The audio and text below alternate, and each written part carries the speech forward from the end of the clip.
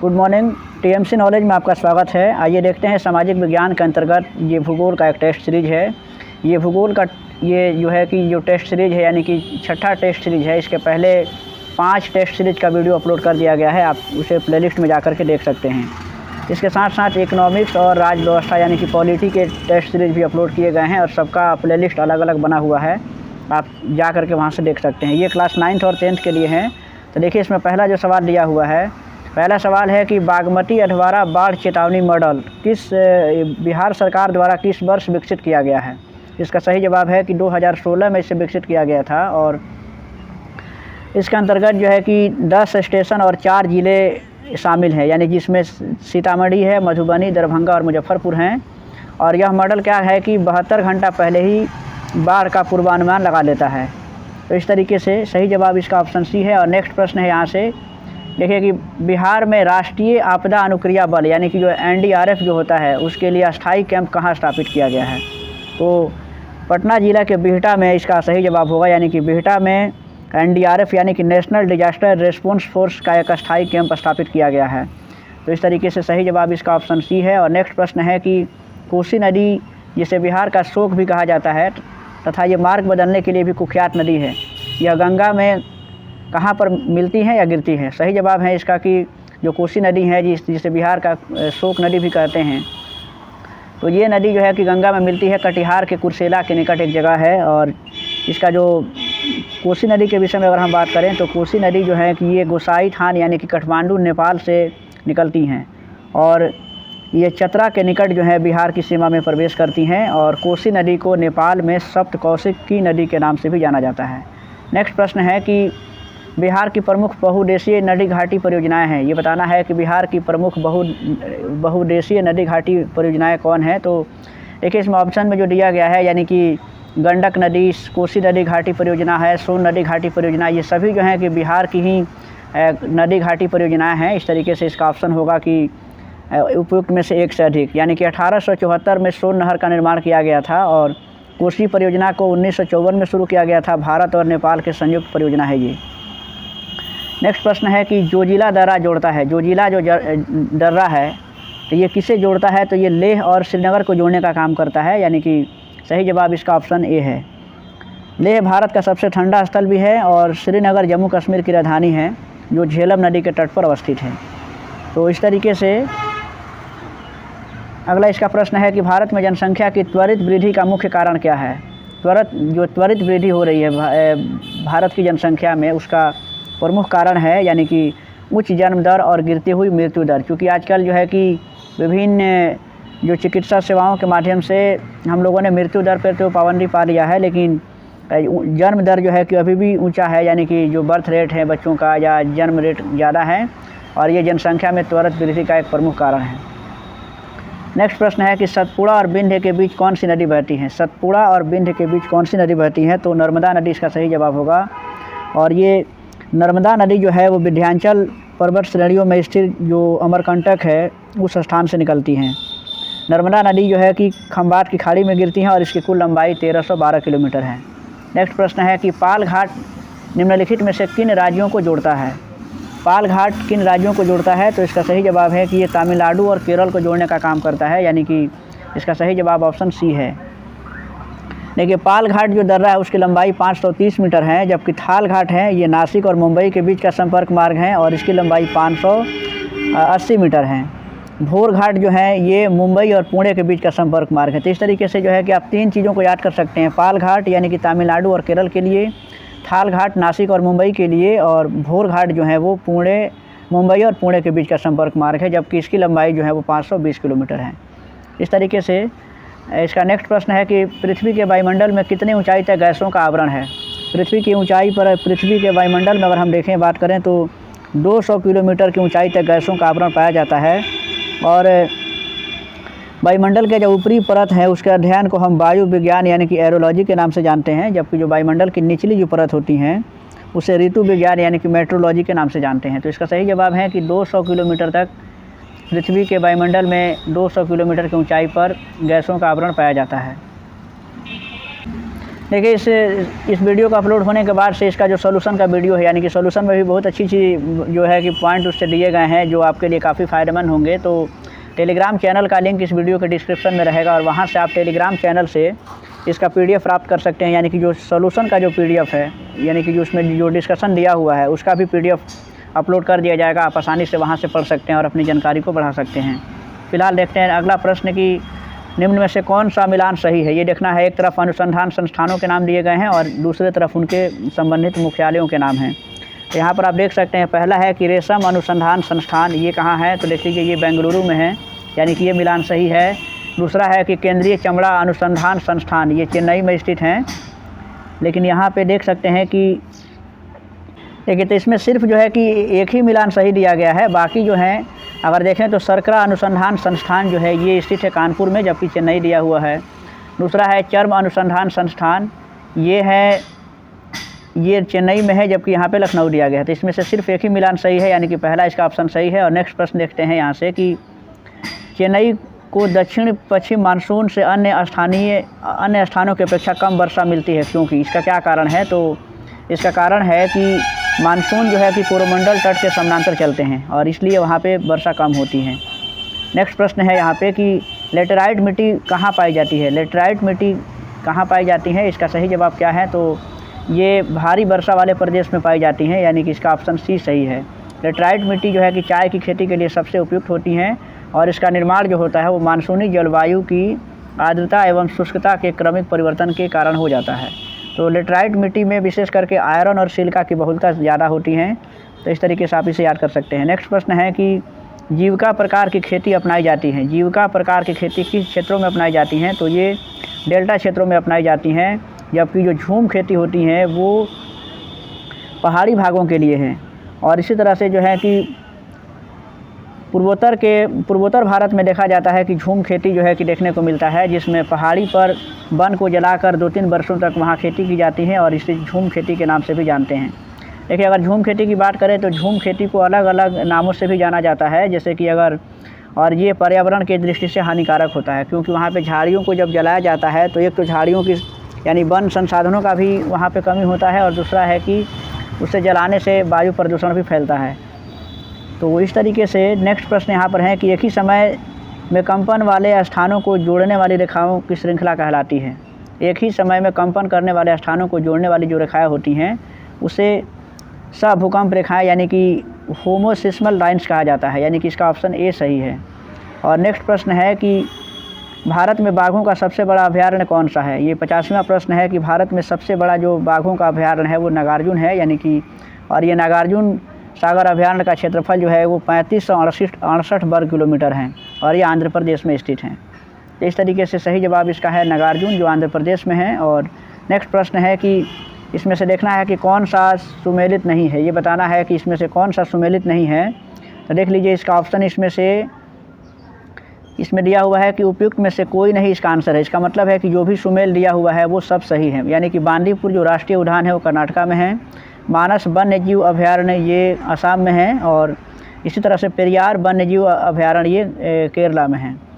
तो इससे आप याद कर सकते हैं। देखिए, केरल से पेरियार नदी जो है कि केरल में बहती हैं। और नेक्स्ट प्रश्न है कि दक्षिणी पश्चिमी मानसून की अवधि के दौरान तमिलनाडु सूखा रहता है, क्योंकि अभी ये प्रश्न इसके पहले भी मिला हुआ था कि इसका कारण है कि यहाँ पर वृष्टि छाया क्षेत्र में स्थित है यह, और यही कारण है कि दक्षिण पश्चिम मानसून की अवधि में तमिलनाडु में सूखा रहता है, यानी कि सही जवाब इसका है ऑप्शन ए। और नेक्स्ट प्रश्न देखते हैं कि लक्षद्वीप समूह का मुख्यालय कहाँ है। ये अगला प्रश्न है। इसका मुख्यालय कवारती में है, जो उसकी राजधानी भी है, जबकि अंडमान निकोबार द्वीप समूह का मुख्यालय पोर्ट ब्लेयर में है। और इसी तरह से चंडीगढ़ की राजधानी चंडीगढ़ है और दिल्ली की राजधानी भी दिल्ली ही है।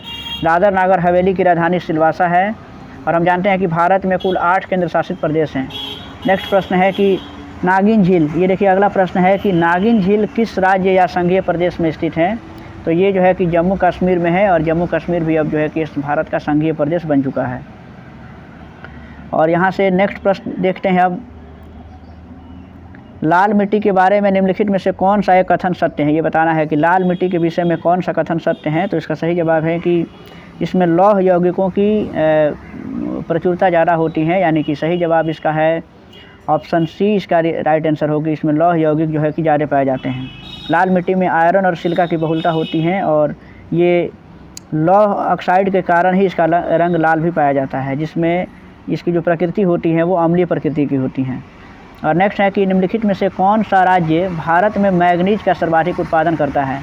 ये देखिए अगला प्रश्न है कि कौन सा राज्य जो है मैंगनीज का सबसे बड़ा उत्पादक राज्य है। तो इसका सही जवाब है कि उड़ीसा जो है मैंगनीज का सबसे ज़्यादा उत्पादन करता है और भारत में जो कुल मैंगनीज का उत्पादन होता है उसका 43% यानी कि 43% उत्पादन अकेले उड़ीसा करता है। और ये जो है कि करंट का डाटा यानी कि 2023 का जो भारत सरकार का आंकड़ा है उसके अनुसार ये मैं बता रहा हूँ। मैंगनीज के उत्पादन में भारत जो है विश्व में तीसरा स्थान रखता है। और बक्साइट का उत्पादन अगर देखें तो बक्साइट के उत्पादन में भी सर्वाधिक जो है उत्पादन उसका उड़ीसा में ही होता है। तो आप याद कर सकते हैं कि उड़ीसा जो है कि मैंगनीज और बक्साइट दोनों के उत्पादन में नंबर 1 पे है भारत में। और नेक्स्ट प्रश्न है कि निम्नलिखित में से कौन सी नदी जो है, तो इसका सही जवाब है उड़ीसा राइट आंसर होगा। और नेक्स्ट प्रश्न है कि निम्नलिखित में से कौन सी नदी दक्षिण भारत में से देख लेना है। प्रश्न को एक बार फिर से देखते हैं कि निम्नलिखित में कौन सी दक्षिण भारत की सबसे ऊँची चोटी है। सॉरी, क्वेश्चन को हमने गलत पढ़ दिया कि कौन सी दक्षिण भारत की सबसे ऊंची चोटी है। तो सही जवाब है कि जो अनायमुदाई जो चोटी है, अनायमुदी दक्षिण भारत की सबसे ऊंची चोटी है और 2696 मीटर इसकी कुल ऊंचाई है। और ये अनामलाई की पहाड़ी पर स्थित है। जबकि नीलगिरी पहाड़ी की बात करें तो उसकी सबसे ऊँची चोटी है जो डोला बेटा के नाम से जानते हैं। तो इस तरीके से ये डोला बेटा जो है ये यानी कि दक्षिण भारत की सबसे ऊँची चोटी है। तो नेक्स्ट प्रश्न यहाँ से देखते हैं कि क्षेत्रफल की दृष्टि से निम्नलिखित देशों का सही आरोही क्रम बताना है, यानी कि डिसेंडिंग ऑर्डर बताना है। तो यहाँ पर देखिए, यहाँ पर डिसेंडिंग ऑर्डर लिखा है यानी कि आरोही होना चाहिए, यानी कि घटता हुआ क्रम होना चाहिए, जबकि यहाँ पर डिसेंडिंग लिखा हुआ है, जबकि हिंदी में आरोही क्रम है। आप डिसेंडिंग ऑर्डर ही समझिए, यानी कि घटते क्रम उसका देख लीजिए। तो इसमें सही जवाब है कि पहले ब्राज़ील है, फिर उसके बाद ऑस्ट्रेलिया, फिर भारत, उसके बाद फिर अर्जेंटीना है, यानी कि ये क्षेत्रफल के दृष्टि से देशों का घटता हुआ क्रम है। और नेक्स्ट प्रश्न है कि मृदा के कटाव को रोकने के लिए बड़े पैमाने पर वृक्ष लगाने को क्या कहते हैं। 1 मिनट इसमें एक सवाल और देख सकते हैं आप कि देखिए, अगर यहाँ तो डिसेंडिंग ऑर्डर हैं, अगर असेंडिंग ऑर्डर की बात करें तो यानी कि बढ़ते क्रम में आरोही क्रम उसको कह सकते हैं कि असेंडिंग ऑर्डर में सबसे पहले कौन सा देश आएगा। तो सबसे पहले रूस, फिर इसके बाद कनाडा, उसके बाद चाइना और फिर उसके बाद से USA आएगा, अगर 4 देशों की बात करें तो। नेक्स्ट प्रश्न है कि मिट्टी के कटाव को रोकने के लिए सबसे बड़े पैमाने पर वृक्ष लगाने को क्या कहते हैं। तो इसे जो है कि हम वनीकरण की क्रिया कहा जाता है, जिसमें मिट्टी को कटाव रोकने के लिए बड़े पैमाने पर वृक्षों का रोपण किया जाता है। और नेक्स्ट प्रश्न है कि वायुमंडल में ओजोन को मापने के लिए जो UV स्पेक्ट्रोफोटोमीटर किसने विकसित किया था, ये बताना है। तो इसका सही जवाब है कि GMB डॉप्सन ने किया था, यानी कि इसलिए हम ओजोन को डॉप्सन में ही मापा जाता है। इस तरीके से सही जवाब इसका ऑप्शन A है। और ओजोन जो है वो ऑक्सीजन के 3 अणु से बनते हैं और हम जानते हैं कि ओजोन परत पृथ्वी का रक्षा कवच भी कहा जाता है उसे। नेक्स्ट प्रश्न है कि भारत की जनगणना 2011 के अनुसार जनसंख्या घनत्व कितना था। भारत के जनगणना की बात करें 2011 के अनुसार तो ये 382 व्यक्ति प्रति वर्ग किलोमीटर हैं। राज्यों के क्रम में बात करें तो सबसे कम जो जनसंख्या घनत्व हैं वो अरुणाचल प्रदेश का है, यानी कि मात्र 17 व्यक्ति प्रति वर्ग किलोमीटर हैं। जबकि अगर सबसे ज़्यादा बात करें तो 11 से 6 है, वो बिहार राज्य का है, यानी कि बिहार का जो जनसंख्या घनत्व है वो सबसे ज़्यादा है, जबकि अरुणाचल प्रदेश का सबसे कम है, ये मात्र 17 व्यक्ति प्रति वर्ग किलोमीटर है। जबकि सबसे अधिक जनसंख्या देखें तो यूपी का है। नेक्स्ट प्रश्न है कि भारत की पहली कागज़ मिल 1832 में स्थापित की गई थी। यह मिल कहाँ लगाई गई थी, ये बताना है। यह मिल कहाँ लगाई गई थी, तो पश्चिम बंगाल के श्रीरामपुर में लगाई गई थी और 1832 ईस्वी में। तो इसका सही जवाब है ऑप्शन C। और नेक्स्ट प्रश्न देखते हैं कि भारत और चीन के बीच सीमा रेखा कहलाती है। भारत और चीन के बीच जो सीमा रेखा है उसे हम किस नाम से जानते हैं। तो उसे मैकमोहन रेखा के नाम से जानते हैं। जबकि जो डुरंड रेखा है ये भारत और अफ़गानिस्तान के बीच की रेखा है। जो रेड क्लिफ लाइन है वो भारत और पाकिस्तान के बीच में है। यहाँ पर है कि भारत और चीन के बीच तो मैकमोहन रेखा होगा। नेक्स्ट है कि भारत का देशांतरीय विस्तार क्या है। भारत का जो देशांतरीय विस्तार है यानी कि 68 डिग्री 7 मिनट ये जो है कि पूरब से लेकर के और 97 डिग्री 25 मिनट पूरब का ये भारत का देशांतरीय विस्तार है, यानी कि ऑप्शन A राइट आंसर है। और नेक्स्ट प्रश्न है कि यहाँ पे अगला प्रश्न देख सकते हैं कि झारखंड का लौह अयस्क उत्पादन में सर्वाधिक महत्वपूर्ण जिला कौन सा है? लौह अयस्क के उत्पादन में देखा जाए अगर झारखंड में, तो उत्पादन की दृष्टि से झारखंड का जो सिंहभूम जिला है यानी कि ऑप्शन सी जो है वो सर्वाधिक महत्वपूर्ण जिला है लौह अयस्क के लिए। तो इस तरीके से जबकि हजारीबाग का जो जादूगोड़ा है वहाँ पर यूरेनियम का उत्पादन सबसे ज़्यादा होता है, जबकि झारखंड के जो धनबाद हैं उसमें कोयला का उत्पादन सबसे ज़्यादा होता है। नेक्स्ट प्रश्न है कि कपास की काली मिट्टी को क्या कहा जाता है? कपास की खेती जो होती है वो काली मिट्टी में होती है, और हम जानते हैं कि ये प्रश्न भी कई बार रिपीट हो चला है कि इसे हम रेगुर मृदा के नाम से भी जानते हैं। और नेक्स्ट प्रश्न है कि बिहू किस राज्य का लोक नृत्य है? ये अगला प्रश्न है, बिहू किस राज्य का लोक नृत्य है? असम इसका राइट आंसर है, और ये असम का लोक नृत्य है। और इस तरीके से अगर देखिए महाराष्ट्र ऑप्शन में है, तो महाराष्ट्र के अगर लोक नृत्य की बात करें तो उसमें लावड़ी है, नकटा है, कोली है और तमाश, ये प्रमुख नृत्य हैं। जबकि जो ये उड़ीसा है तो वहाँ का ओडिसी जो है, ओडिसी, धुमरा, छऊ, ये उड़ीसा के नृत्य हैं। इस तरीके से नेक्स्ट प्रश्न है कि लौह अयस्क किस प्रकार का संसाधन है? जो लौह अयस्क होता है वो किस प्रकार का संसाधन है? तो ये अनवीकरणीय संसाधन है। और नेक्स्ट प्रश्न है कि पंजाब में भूमि ह्रास का प्रमुख कारण क्या है? ये 10th क्लास में सब पढ़ना ही आपको। देखिए अत्यधिक सिंचाई उसका रीज़न होता है कि पंजाब में जो भूमि ह्रास का मुख्य कारण बताया गया है कि अत्यधिक सिंचाई, यानी कि अधिक सिंचाई के चलते वहाँ पर भूमि का ह्रास हो रहा है और भूमि की गुणवत्ता ख़त्म हो रही है। इसमें से किस परियोजना का मुख्य उद्देश्य बाढ़ नियंत्रण रहा है? अगला प्रश्न है कि सही जवाब इसका है कि कोसी परियोजना जो बनाई गई है उसका मुख्य मकसद है कि बाढ़ को रोकना या उसको नियंत्रित करना, क्योंकि हम जानते हैं कि कोसी नदी बिहार के लिए शोक हैं और वो अपने मार्ग बदलने के लिए काफ़ी प्रसिद्ध हैं, या कहें कि कुख्यात हैं, विख्यात हैं। नेक्स्ट है कि इसमें से किस पेड़ की लकड़ी बहुत कड़ी होती है? ये आपका अगला प्रश्न है, यानी कि देखिए इसमें सही जवाब है कि सागवान की जो लकड़ी होती है वो सबसे हार्ड होता है, यानी कि सबसे कड़ा होता है। और इसमें से अगला प्रश्न हम देख सकते हैं कि निम्न में से कौन खनिज जो है केरल तट पर बालू के रूप में मिलता है? थोरियम खनिज इसका राइट आंसर होगा, यानी कि जो थोरियम है वो केरल के तट पे बालू के रूप में मिलता है। और हम जानते हैं कि थोरियम क्या है, तो एक रेडियो एक्टिव तत्व है, यानी कि रेडियो सक्रिय तत्व हैं। और थोरियम का जो उपयोग होता है वो परमाणु ऊर्जा संयंत्रों में होता है ईंधन के रूप में। तो इस तरीके से नेक्स्ट प्रश्न है कि दक्षिण भारत में सर्वाधिक गन्ना उत्पादक राज्य कौन है? दक्षिण भारत में गन्ना का उत्पादन सबसे ज़्यादा किस राज्य में होता है? तो इसका सही जवाब है कि महाराष्ट्र इसका राइट आंसर है, यानी कि महाराष्ट्र में गन्ना का उत्पादन सबसे ज़्यादा होता है। और गन्ना का सर्वाधिक उत्पादन अगर देखें हम तो उत्तर प्रदेश राज्य करता है, और गन्ना के मिलों की सर्वाधिक संख्या अगर देखें तो वो महाराष्ट्र में है। नेक्स्ट प्रश्न है कि यहाँ से अगला प्रश्न देख सकते हैं, यानी कि अब इसमें सिर्फ 2 प्रश्न बचे होंगे इस सेट के लिए। कि देखिए इसमें 109वां प्रश्न है। देखिए ये 6ठा टेस्ट सीरीज है ज्योग्राफी के लिए। गंगा की सबसे बड़ी सहायक नदी कौन है? गंगा की सबसे बड़ी सहायक नदी है, यानी कि यमुना इसका राइट आंसर है। और यमुना नदी की जो कुल लंबाई है वो 1375 किलोमीटर है, जबकि इसका जो उद्गम स्थल है वो बंदर पूंछ यानी कि यमुनोत्री हिमानी है। और नेक्स्ट प्रश्न है कि देवदार के पेड़ मुख्य रूप से कहाँ उगते हैं? देवदार जो हैं उसके वृक्ष मुख्य रूप से मिलते हैं यानी कि हिमालय में उगते हैं। और इस तरीके से हम कह सकते हैं कि जो